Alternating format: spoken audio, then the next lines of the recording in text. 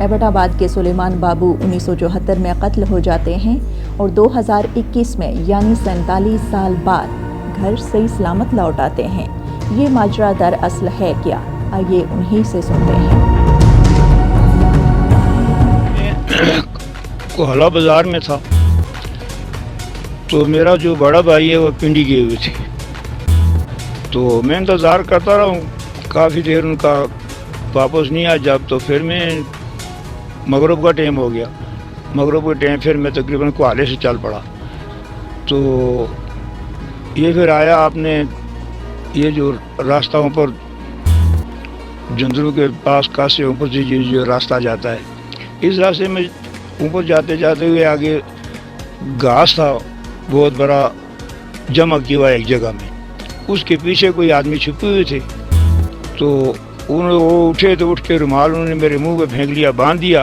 पहले कोई जब कड़फा हुआ, लेकिन वो 3 आदमी थे, मैं एक था। उधर वो सौदा भी उन्होंने गिरा दिया। इस दौरान सुलेमान बेहोश हो जाते हैं और उन्हें कुछ मालूम नहीं हो सका कि वो लोग उन्हें कैसे और कहां लेकर चले गए।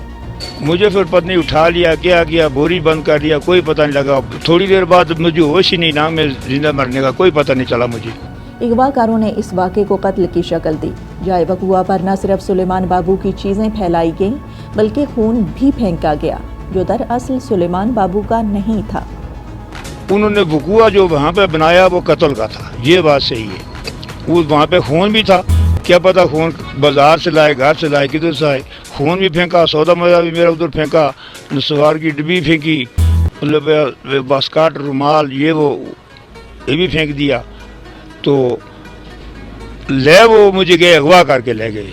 कत्ल मुझे नहीं किया, दुश्मनी कोई भी नहीं थी हमारी, किसी के साथ भी कोई दुश्मनी नहीं थी। पता नहीं वो कारों के आगे मुझे उन्होंने क्यों बेचा या क्या किया, इसका बात का मुझे तो नहीं पता।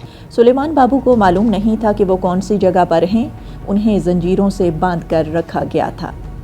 होश में आया मैं जब, पत्नी 2 दिन बाद होश आया, 1 दिन बाद आया, मुझे तो नहीं पता इस बात का। लेकिन मैंने जब देखा तो एक जगह पे गेट लगा हुआ, अंदर और भी आदमी थे बहुत सारे, वो वहाँ बहुत सारे गद्दे खड़े थे। तो बस लोग काम कर रहे थे, वो मिट्टी और रेत निकाल के बेलचों के साथ गद्दे के ऊपर डालते, वो गद्दे फिर ले जाने वाले दूसरे आदमी थे वो ले जाते थे बाहर, या कहीं खड़ ले जाते। इस बात का कोई पता नहीं लगा। मुझे भी ये पता नहीं कि वो कौन सी जगह है, कौन सी जगह नहीं है, पंजाब है, सिंध है, कराची है, कि कौन सी जगह है, मुझे इस बात का कोई इल्म नहीं है ना, क्योंकि मैं कभी इधर लाहौर से आगे नहीं गया हूँ, कराची पिंडी से आगे नहीं गया था। तो जब मैंने देखा तो मुझे भी खौफ आ गया देख के जगह का और काम का। कहते भाई हम लोग ने तो आपके पैसे दे दिए हैं, आप ही तो काम करें। अभी 18 साल की तवील कैद के बाद सुलेमान बाबू इस जंगल से फरार कैसे हुए और कितने मुश्किल रास्तों से उन्हें गुजरना पड़ा। तकरीबन 18 साल उनकी कस्टडी में रह के, 18 साल के बाद ऐसा हो कि तकरीबन 6 में उन्होंने फिर जंजीर मेरे खोल दिए। फिर मैं आज़ाद हो गया हूँ, मतलब 6 महीने फिर उधर ही मैं रहा हूँ। मैं कहता ताकि इनको सही यकीन आ जाए, फिर मौका मिलेगा तो कहीं भाग जाऊँगा, अपनी जान तो बचाऊँगा, यहाँ से निकलूँगा। तो एक दिन ऐसा हुआ कि वो मैंने देखा तो उधर जो हमारे पास रफल वाला था वो कुर्सी में बैठा था और सो गया। खराटे की आवाज़ आई मुझे, मैं कहा यार अभी तो सो गया है। अभी गेट छलांगा, आस्ता बाहर निकल गया। बाहर निकला जब मैं तो मैंने फिर दौड़ लगा।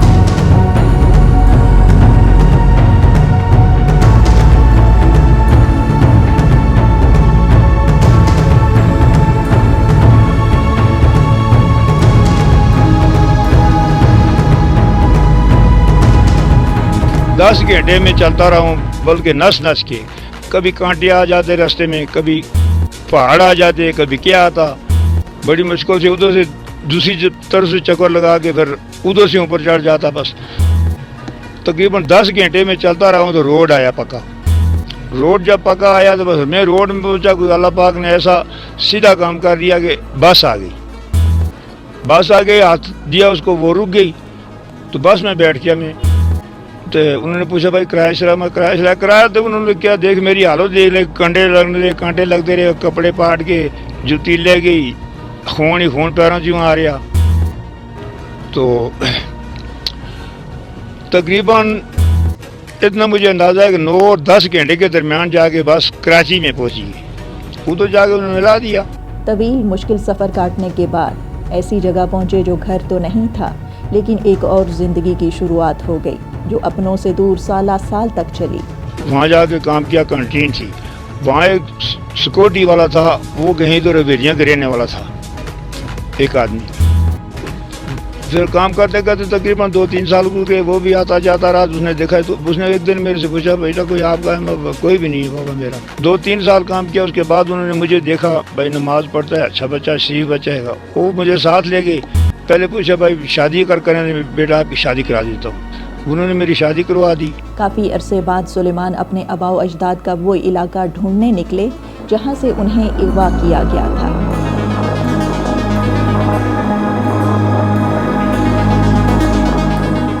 جب کل باغ میں گیا ہوں بازار میں تو مجھے دیکھا تو میں سوچا بازار، پھر میں پوچھا کہ بھائی بازار کدھر ہے کالا باغ کا؟ بہرحال ابھی نیچے ہو گیا تھوڑا، پہلے روڈ اوپر تھا پہلے، اس رستے کا بھی مجھے کوئی پتہ نہیں چلا گا۔ انہیں شام تبدیل ہو گئے، سارا نئی دنیا آ گئی، زمین بھی نمی بن گئی۔ تو پھر وہاں سے میں پوچھا ایک آدمی سے، تو وہ ادھر میں نے پوچھا، میں یار میں تو پگڑ جانا ہے یا نکور جانا ہے، جس پاس کی گاڑیوں نے کہا سب طرف گاڑیاں جاتی ہیں، ابھی پگڑ جائیں، نکور جائیں، جدھر بھی جائیں، ہال جونٹ جائیں، جدھر جائیں، ابھی روڈ بنا ہوا ہے، گاڑیاں جاتی ہیں بس۔ میں نے تو پھر حیران ہو گیا، بھائی گاڑیاں بھی جاتی ہیں؟ ہاں میں جی گاڑیاں جاتی ہیں۔ تو میں پھر وہاں جہاں اڈا تھا ہمارے جیپن شپوں کا یا سوزوکیوں کا، میں ادھر پھر جا بتا، ادھر کچھ 2-4 عورتیں بیٹھی ہوئی تھی اس علاقے کی، وہ باتیں کرتی تھی ہماری زبان میں۔ پوچھا میں جی، انہوں نے پوچھا، میں نے خود پوچھا ان سے، آپ نے کدھر جانا ہے؟ ہم نے نکور میں جانا ہے۔ میں کہا اچھا جی۔ انہوں نے پھر پوچھا جی آپ کیسے آئیں، کدھر سے آئیں؟ میں فلانا آدمی ہوں۔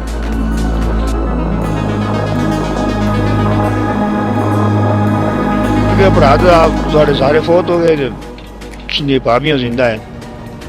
تو اس لڑکی نے پھر فون کیا اس میری بھتیجی کو، مقبول کو، وہ بھی زندہ ہے ماشاءاللہ الحمدللہ۔ تو اس نے بولا بھائی ٹھیک ہے، یہ ہمارے چاچا اور ان کو ساتھ لاؤ۔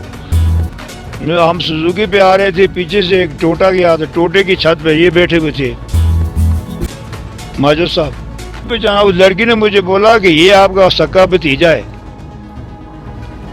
پھر آگے جا کے ٹوٹا کھڑوتا ہماری سوزوکی پہ جا کے کھڑوتی، اس لڑکی نے بلایا ان کو، بھائی ادھر آؤ۔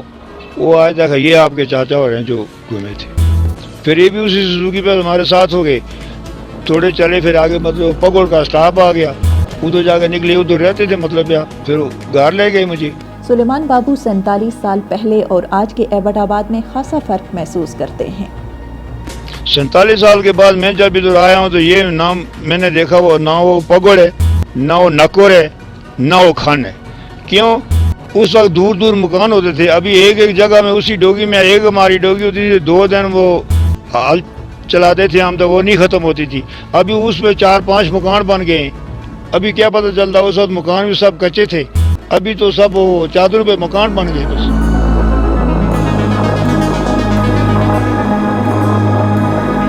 جو ہمارا زمانہ تھا اس وقت زیادہ ہمدردی تھی، بلکہ اپنوں سے تائے چاچے رشتہ دار انہوں نے زیادہ محبت ہوتی تھی، بلکہ مطلب ہم نے جب سے ہوش سنبھالا ہے تب سے سنتے آ رہے تھے کہ وہ قتل ہو گئے ہیں، جائے وقوع پہ، مطلب جیسے انہوں نے قتل کا پورا سین کریٹ کیا تھا، تو اس جگہ پہ انہوں نے کوئی چیز ذبح کر کے خون بہایا، اور پھر نیچے آبشار تک وہ خون کے قطرے موجود تھے، دریا تک مطلب ایسی نشاندہی انہوں نے چھوڑی تھی تاکہ ان کو گھر والوں کو پورا یقین ہو جائے کہ یہ قتل ہو گئے ہیں۔ تو مطلب یہ پورا ایک سین کریٹ کیا گیا تھا، تو ہمیں مطلب اس پر یقین کرنا بہت مشکل تھا۔ ایک ایسی چیز تھی کہ میں سن کے شاک ہو گیا، تو سمجھ نہیں آ رہی تھی کہ یہ کیا ہو رہا ہے۔ 47 سال بعد وہ کیسے زندہ ہو سکتے ہیں یا کیسے واپس آ سکتے ہیں۔ تو جب میں نے ان کو دیکھا، انکل کو جب میں نے دیکھا پہلی دفعہ، پہلی ملاقات فیملی میں میرے ساتھ ہی ان کی ہوئی، تو جب میں نے ان کو دیکھا تو میں نے پہچان لیا کہ میں، کیونکہ ہمارے چچو کی شکل ان سے مشابہت کرتی ہے، پھر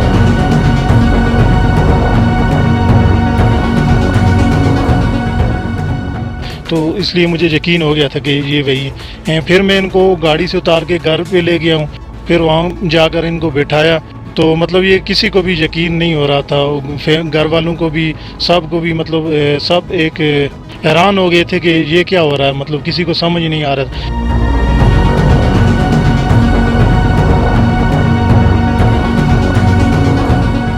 انہوں نے مجھے جب اپنا آئی ڈی کارڈ دکھایا تو وہ جب میں نے آئی ڈی کارڈ دیکھا اس پہ ہمارے دادا جی کا نام لکھا ہوا تھا، تو ان کا جو پہلے نام تھا وہ نام تو تبدیل تھا لیکن دادا جی کا وہی نام تھا۔